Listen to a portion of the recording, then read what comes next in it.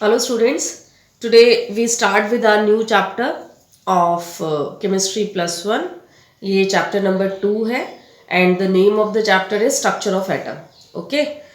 Structure of Atom में basically हमने जो है discovery पढ़ी है fundamental particles of an atom की, और आपको पता है कि atom के basically 3 major constituents होते हैं जिससे एटम बनता है। अभी हम सब जानते हैं कि वो 3 मेजर कॉन्स्टिट्यूएंट्स क्या थे या क्या है, बट कैसे ये डिस्कवर हुए इस चैप्टर में ये सब बताया हुआ है। ओके, तो we begin with our first discovery, that is discovery of electron. Okay, पहले इससे जो है मैं आपको बता दूं कि 3 जो फंडामेंटल पार्टिकल्स हैं एटम के, वो हैं इलेक्ट्रॉन्स, प्रोटॉन्स एंड न्यूट्रॉन्स। तो सबसे पहले हम समझेंगे कि इलेक्ट्रॉन को कैसे डिस्कवर किया गया। इलेक्ट्रॉन को डिस्कवर जिन्होंने किया था ही वॉज विलियम क्रूक, और विलियम क्रूक ने एक एक्सपेरिमेंट परफॉर्म किया एक special type of glass tube में, जिन्हें क्रूक्स ट्यूब भी कहा गया या फिर हम डिस्चार्ज ट्यूब भी बोलते हैं। Okay, now we talk about the construction of discharge tubes. अभी जैसे मैंने बोला कि डिस्चार्ज ट्यूब का ही नाम है क्रूक्स ट्यूब, तो ये बेसिकली एक ग्लास ट्यूब है जो 60 सेंटीमीटर की है, और here vacuum pump is used, या वैक्यूम ट्यूब भी बोल सकते हो। वैक्यूम ट्यूब हमने इसलिए यूज़ की है ताकि गैस का जो प्रेशर है वो हम बहुत ही ज़्यादा रिड्यूस कर सकें, और यहाँ पे हाई वोल्टेज करंट अप्लाई किया गया है। I am repeating once again, discharge tube and Crookes tube is the same thing, और ये एक ग्लास ट्यूब है जिसकी अगर कंस्ट्रक्शन पूछी जाए तो आपको लिखना है it is a glass tube of 60 centimetre length, and here the pressure is reduced by using the vacuum tube and current is applied of having 10,000 volt। यहाँ पे करंट जो है वो 10,000 वोल्टेज का है। जो डिस्चार्ज ट्यूब है इसकी साइड्स को हमने कोट कर दिया है जिंक सल्फाइड से।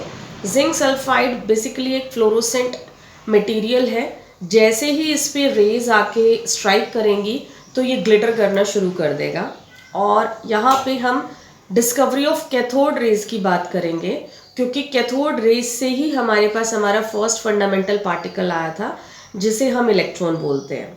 तो हम देखते हैं कि देयर आर सम रेज जो कैथोड एंड से एमिट हो रही हैं, इसीलिए हमने इनको कैथोड रेज बोल दिया। You can also say like this कि there are some rays which are emerging out from the cathode and plate and therefore they are called cathode rays. And ये जितनी भी कैथोड रेज एमिट हो रही हैं ये सब एक स्ट्रेट लाइन में ट्रेवल हो रही हैं। इससे हमें ये पता लगता है कि when they are moving in a straight line and parallel to each other, तो मतलब हुआ कि जो भी जितनी भी ये रेज हैं ये सब सेम चार्ज के हैं। बिकॉज अगर इनका चार्ज डिफरेंट होता तो इट मे बी पॉसिबल कि they start attracting with each other, but ऐसा नहीं हो पा रहा। तो मीन्स ये सभी की सभी रेज जो हैं वो इमर्ज हो रही हैं कैथोड एंड प्लेट से, and they are travelling in a straight line. Because वो कैथोड से इमर्ज हो रही हैं तो हमें मालूम है कि कैथोड नेगेटिव रोड होता है, ये नेगेटिव एंड प्लेट होता है, तो हमने कैथोड रेज को नेगेटिवली चार्ज रेज बोला है। कैथोड रेज का जो थर्ड प्रॉपर्टी हमारे पास निकल के आया वो ये आया कि ये मटेरियल नेचर की है, because they can rotate the mica wheel when placed in front of it. Material nature का मतलब हुआ दे हैव सम मास। ऐसा नहीं है कि बिल्कुल ये जो है like a wave pass through कर जाएंगी, ये माइका व्हील को रोटेट करेंगी, मटेरियल बिहेवियर अपना शो कर रही हैं। ओके, कैथोड रेज के अंदर हीटिंग इफेक्ट है। आपको मालूम है जूल्स हीटिंग इफेक्ट, आप जानते हो कि कहीं पे भी इलेक्ट्रॉन्स अगर प्रोपोगेट होते हैं, मूव करते हैं, तो वो हीटिंग इफेक्ट ऑब्वियसली प्रोड्यूस करेंगे। कैथोड रेज का पेनिट्रेटिंग इफेक्ट है बच्चा। पेनिट्रेटिंग का मतलब होता है they can move inside the things, है ना, ये किसी चीज़ के अंदर एंटर कर सकते हैं, घुस सकते हैं। और अभी मैंने बताया था कि जो हमने डिस्चार्ज ट्यूब लिया है उस पर हमने जिंक सल्फाइड को कोट अप किया है, तो जैसे ही cathode rays zinc sulphide screen से जाके स्ट्राइक करेंगी they are going to produce the green fluorescence. So here we come up with some conclusion. कुछ चीज़ें हमने कंक्लूड की हमारे विलियम क्रूक्स एक्सपेरिमेंट से। The first point is that कि जो कैथोड रेज हैं they are of material nature.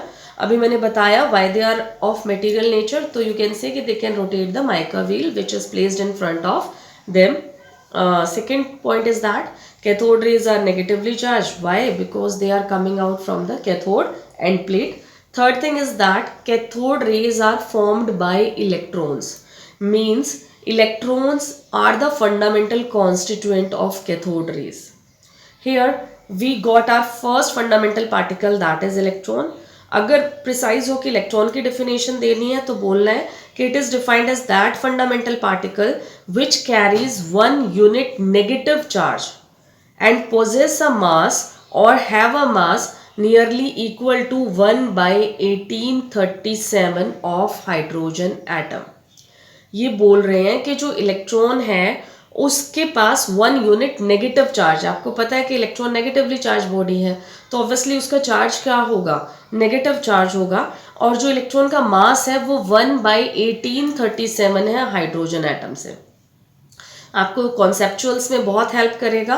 You must know mass of an electron is 9.11 into 10⁻⁻28 gram and charge by mass ratio of electron is, charge को हम E से represent कर रहे हैं और मास को स्मॉल m से रिप्रेजेंट कर रहे हैं.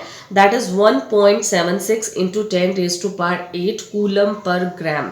इलेक्ट्रॉन को हम कूलम में रिप्रेजेंट करते हैं. I hope you got the topic. If you are having any kind of doubt, you can ask in a comment box. Okay.